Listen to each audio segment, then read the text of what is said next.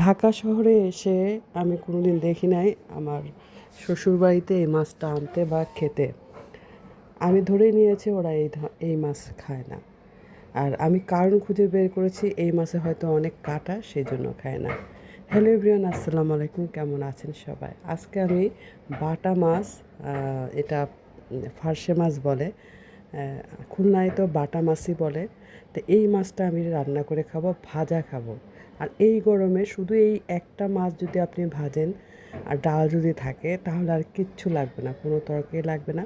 আপনি তৃপ্তি সহকারে পেটটা ভরে আপনি চোখের ক্ষুধাটাও আপনার মিটে যাবে, যদি চোখের ক্ষুধাটা থাকে, সব কিছু মিলায়া।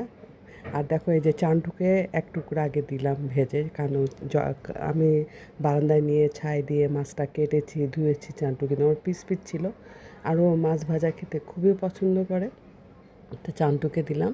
তা প্রথমে সাহস পেল না খেতে, তা আমি ওকে মাছ ভাজা দিলে আমি ওকে আশ্বস্ত দেই, না মাছটা জুড়িয়ে গেছে, তুই এখন খেতে পারিস। আর দেখো, বেশি করে একটু তেল লাগে, বেশি করে তেল দিয়ে ভেজে নিলাম একদম কড়কড়া করে, যাতে তুমি চিপসের মতো চিবিয়ে চিবিয়ে মাছটা খেতে পারো, কাঁটাগুলো একদম লাগে না। তেলের মধ্যে পেঁয়াজ কাঁচামরিচ দিলাম। পেঁয়াজটা একটু নরম হলো লবণ দিয়ে, দেওয়ার পরে কাঁচামরিচ দিলাম, টমেটো দিলাম, জিরার গুঁড়া, মরিচের গুঁড়া, হলুদ, লবণ দিলাম। দিয়ে একটুকুও কিন্তু পানি দিইনি, টমেটোর যে পানিটা ছেড়ে দিয়েছে, তারপরে মাছগুলো দিয়ে দিলাম। এভাবে একটু রেখে দিয়েছিলাম কয়েক মিনিট। তারপরে ধনেপাতা দিলাম। ধনেপাতা দেওয়ার পরে ভালো করে নাড়াচাড়া করে, ওদিকে আমার ভাত হয়ে গেছে, গরম ভাত। আমি ভাত বেড়ে নিলাম। আমি দেখো 3টা মাছ খেয়েছি, অনেক হয়েছে বাবা।